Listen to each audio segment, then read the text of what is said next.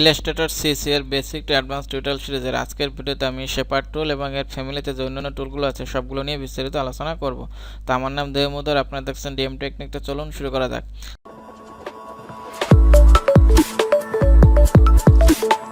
তা প্রথমে শেপার্ড টুল নিয়ে আলোচনা করি, যার শর্টকাট কি হচ্ছে Shift+N।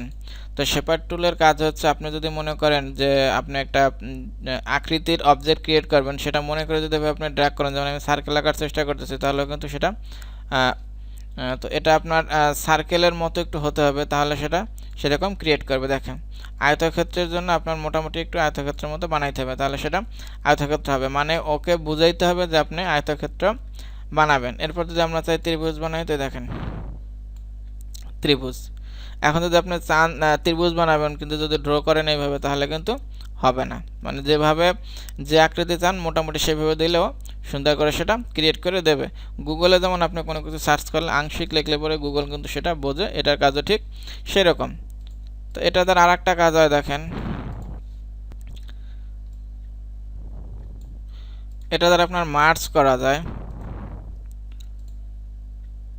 মার্জ করার জন্য আপনি এভাবে ড্র্যাগ করলে এটা কিন্তু আপনার মার্জ হয়ে গেল, দেখছেন? তো এটা দ্বারা এই কাজ করা হয়। এরপর আমরা যাই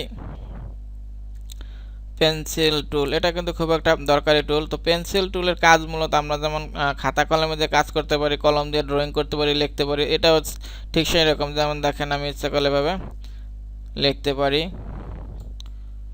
এরপর চাইলে আমরা যে কোনো একটা শেপ এভাবে ক্রিয়েট করতে পারি। এভাবে প্রথমে ক্রিয়েট করে পরে এটা সিলেকশন করে এখান থেকে আমরা ফিল করলেই এটা একটা আপনার শেপ ক্রিয়েট হয়ে যাবে।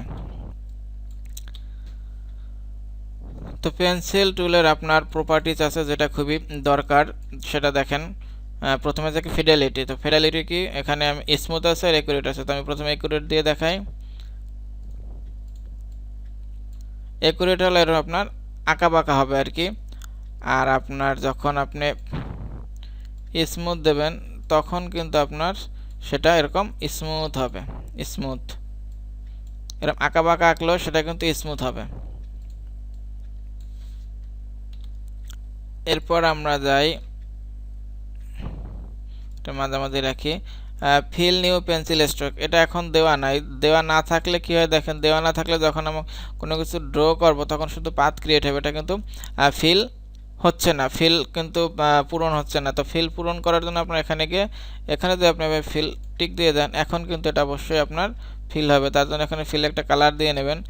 এখন দেখেন এটা কিন্তু ফিল কালার চলে আসছে।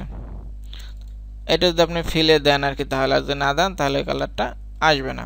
তো এরপরের অপশনটা কি আছে দেখে, কিপ সিলেক্টেড। তো এখন কিপ সিলেক্টেড আছে, এই অবস্থায় যদি আমরা একটা পাথ ক্রিয়েট করি, তাহলে কি দেখেন, দেখেন এই যে একটা অ্যাঙ্কার পয়েন্ট আছে, তার মানে বুঝতেছেন যে এটার সাথে এটা সংযুক্ত।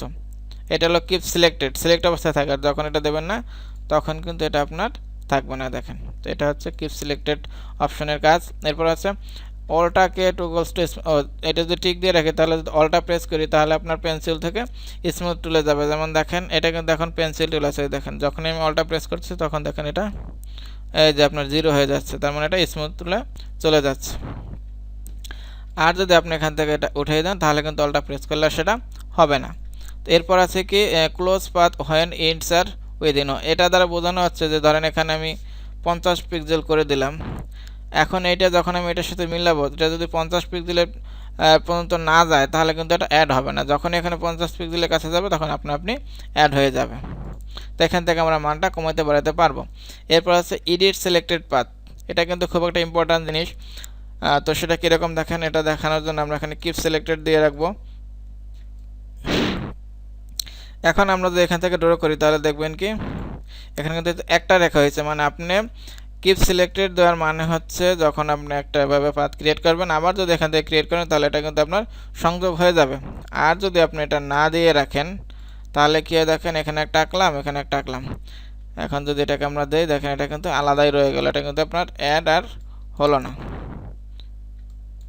দেখেন এই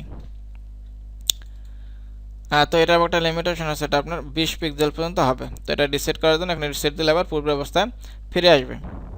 তো এটা হলো আপনার পেন্সিল টুলের কাজ। এরপর আমরা যাই স্মুথ টুল। তো স্মুথ টুলের কাজ হচ্ছে, দেখেন আমি একটা পাথ ক্রিয়েট করলাম। এখন যদি আমরা এটার উপর স্মুথ টুল অ্যাপ্লাই করি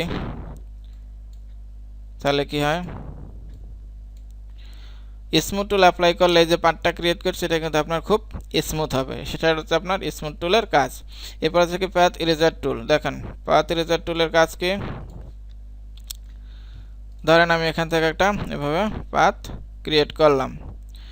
এখন এখান থেকে গিয়ে যদি আমি পাথ ইরেজার টুল ইউজ করি তাহলে কি দেখেন, এভাবে আমরা দেওয়ার পরে এটাকে সিলেক্ট করি। আপনার পাথ ইরেজার টুল দিয়ে মূলত আপনার কি হয়, পাথটাকে কাটা হয়। তো দেখেন সেটা কিভাবে, এটাকে সিলেক্ট করি। এখন আমরা এখান থেকে যাই পাথ ইরেজার টুল, এটার উপর ক্লিক করি, দেখেন ওই যে কেটে গেছে, দেখেন এটা ভাগ হয়ে গেছে। এটা মূলত হচ্ছে আপনার পাথ ইরেজার টুলের কাজ। আপনারা এটাকে এভাবে কাটতে পারবেন। এরপর গেল আপনাদের পাথ ইরেজার টুল। এরপর কি টুল আছে দেখি, জয়েন্ট টুল। জয়েন্ট টুলটা খুব দরকারি টুল। তো জয়েন্ট টুলের কাজকে দেখেন, ধরেন আমি এখান থেকে একটা এভাবে হার্ট শেপ ক্রিয়েট করলাম।